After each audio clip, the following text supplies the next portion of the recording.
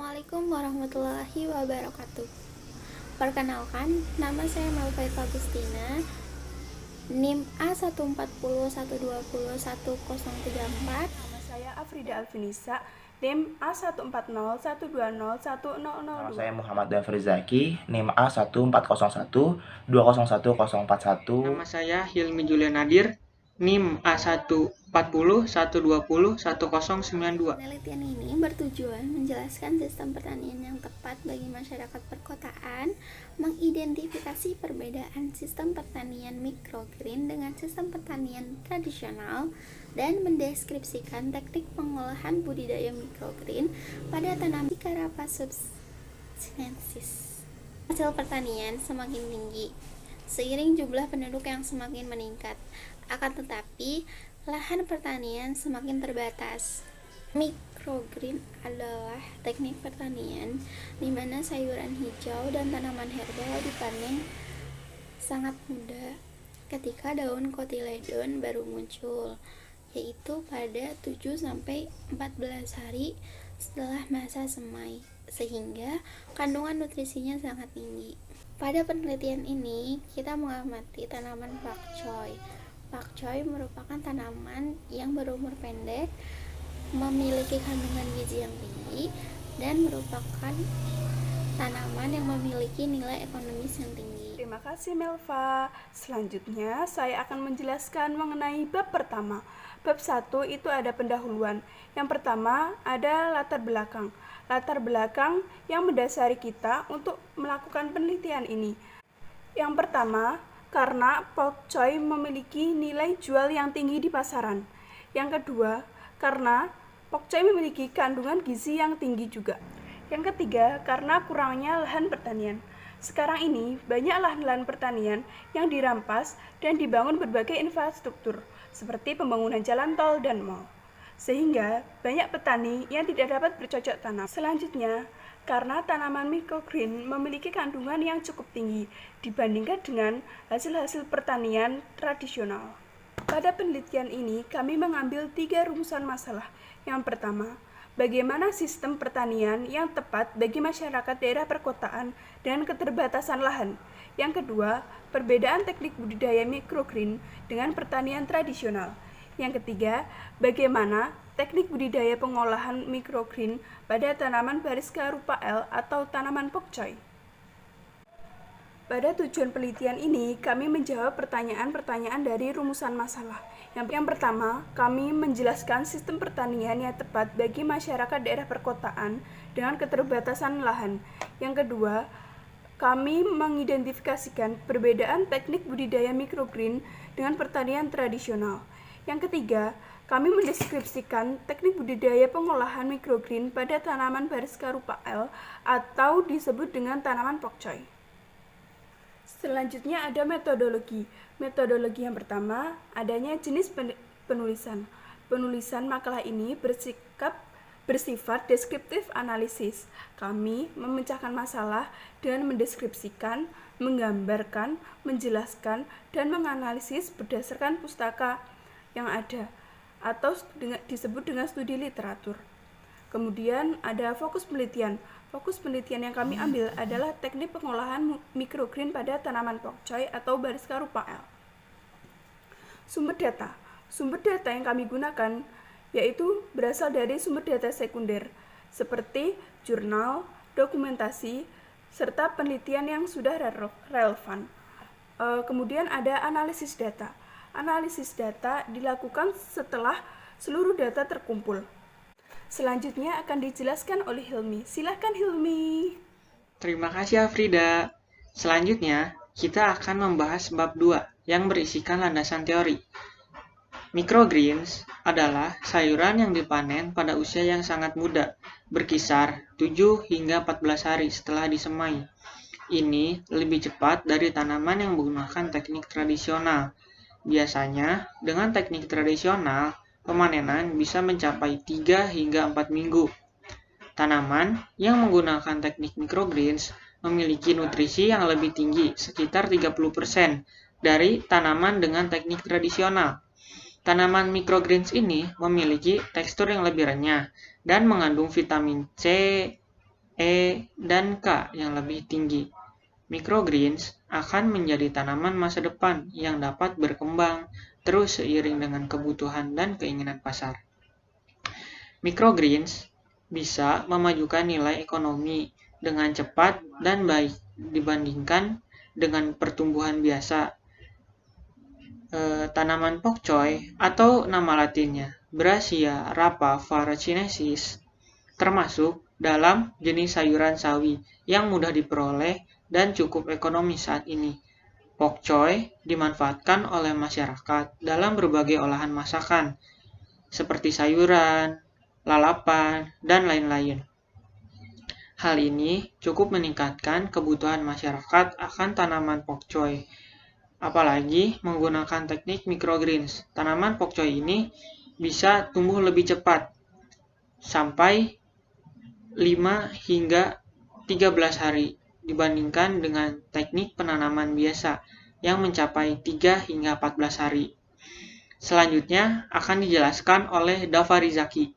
Terima kasih. Untuk hasil dan pembahasannya sendiri, hasil yang dapat dicapai pada kegiatan ini atau makalah kali ini adalah produk microgreen Brassica rapa subsp yang aman dikonsumsi dan ramah lingkungan. Publikasi masyarakat di media massa. Adapun hasil tersebut dapat dijelaskan secara inti sebagai berikut. Produk microgreen Brassica rapa subsp yang aman dan ramah lingkungan. Adapun teknik pengelolaan dari microgreens sendiri merupakan salah satu jalan yang mudah gitu, yang dapat dilakukan oleh masyarakat di daerah perkotaan. Karena kita tahu sendiri di masa pandemi ini atau bahkan di dalam masa pandemi, microgreen ini merupakan solusi gitu, budidaya perkebunan, namun tidak memiliki lahan yang cukup untuk melakukan budidaya pada konsep yang biasa. Nah, konsep microgreen ini atau teknik microgreen ini merupakan salah satu cara yang tepat. Nah, hasilnya pun tidak kalah saingnya dengan hasil dari teknik budidaya yang seperti biasa. Selanjutnya adalah kegiatan yang berkaitan dengan produk microgreen ini meliputi sebagai berikut. Yang pertama adalah pembuatan secara laboratoris. Yang pasti kita lakukan adalah pembuatan dari microgreen ini. Nah, yang kedua adalah promosi. Bagaimana kita melakukan promosi terhadap masyarakat luar bahwa produk yang kita punya ini, microgreens ini merupakan produk yang sama, produk yang justru lebih baik dibanding produk-produk yang dijual di pasaran. Yang ketiga juga ada produksi. Kita juga harus melakukan produksi yang sebanyak-banyaknya, memenuhi permintaan dari konsumen tersendiri ketika kita sudah memiliki konsumen. Yang terakhir adalah penjualan. Ketika memang sudah dilakukan produksi dan promosi sudah berjalan lancar, kita akan melakukan penjualan atau jual beli yang dilakukan oleh para petani microgreens dan para pembeli atau para pembelinya sendiri. Nah, selanjutnya dapat dilakukan riset nih teman-teman mengenai data hasil penjualan dalam 1 bulan. Baru dapat disimpulkan bahwa efektivitas dari microgreen ini merupakan salah satu jalan yang terbaik itu di masa pandemi ini untuk mengurangi banyaknya kegiatan aktivitas di luar dan juga mengisi waktu senggang saat berada di rumah. Nah, dari income-nya sendiri mungkin ada penghasilan yang dapat didapatkan ketika memang kita berhasil melakukan promosi yang gencar terhadap produk yang kita jual ini sendiri. Nah, terlepas dari itu semua, namun kita harus memperhatikan kembali bahwa teknik pengolahan microgreen ini harus melakukan teknik yang sesuai dengan yang telah dijelaskan di atas, bahwa teknik itu harus dilakukan karena memang itu adalah prosedur bagaimana kita ingin melakukan budidaya microgreens. Nah, produk ini merupakan senyawa organik yang sangat sehat tanpa kandungan bahan kimia. Kenapa tidak ada kandungan bahan kimianya dan cocok dijadikan pendamping makanan apapun. Misalnya kita ini kan sayur Brassica rapa subsp ini adalah, kalau bahasa umumnya adalah pokcoy. Pokcoy biasanya bisa dimakan dengan ayam goreng, tahu tempe. Nah, itu adalah sayur yang sangat cocok untuk menambah pemenuhan gizi dalam tubuh kita. Makanya dalam hasilnya sendiri ini sangat bermanfaat dari microgreen sendiri karena bisa memenuhi kebutuhan gizi terutama pada anak-anak. Kemudian bisa dilakukan tempat yang teduh seperti dalam ruangan ataupun halaman rumah dan tidak terkena langsung cahaya matahari. Kenapa? Karena akan menghambat pertumbuhan dari microgreen ini sendiri. Prospek yang bagus dari produk ini didukung dengan sasaran produk, yakni semua masyarakat dan restoran ataupun kafe. Selain itu, bahan-bahan yang digunakan untuk membuat produk mudah didapatkan, aman untuk kesehatan, dan ramah lingkungan. Bahan yang digunakan adalah benih mikrogreen sendiri. Ya, tadi sudah dijelaskan ya, yang sangat mudah didapatkan di pasar. Rockwool dan tray semai yang bisa didapatkan di toko pertanian terdekat. Bisnis ini sangat potensial, teman-teman. Jadi, ini adalah peluang bisnis yang sangat potensial di tengah pandemi ini karena tidak memerlukan biaya yang besar dan tenaga yang besar, dan hanya bisa dilakukan oleh kita sendiri di rumah masing-masing. Dikembangkan karena memberikan keuntungan bagi produsen dan konsumen, ya, karena konsumen memiliki tadi kebutuhan gizinya terpenuhi, dan produsen tersendiri kita bisa mendapatkan keuntungan yang berlebih. Berdasarkan hal tersebut, dapat dikatakan bahwa bisnis ini juga berpotensi untuk dikembangkan menjadi perusahaan besar. Jadi di sini juga bisa dikembangkan oleh perusahaan besar menjadi suatu bisnis yang besar juga. Bukan hanya home industry, melainkan perseroan terbatas dan mendapatkan brand produk nasional bahkan internasional.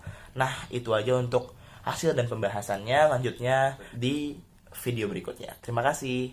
Kesimpulan dari penelitian ini adalah krisis lahan yang terjadi akibat pertumbuhan penduduk Indonesia yang semakin meningkat menyebabkan adanya terus-menerus pembangunan di sekitar lahan pertanian.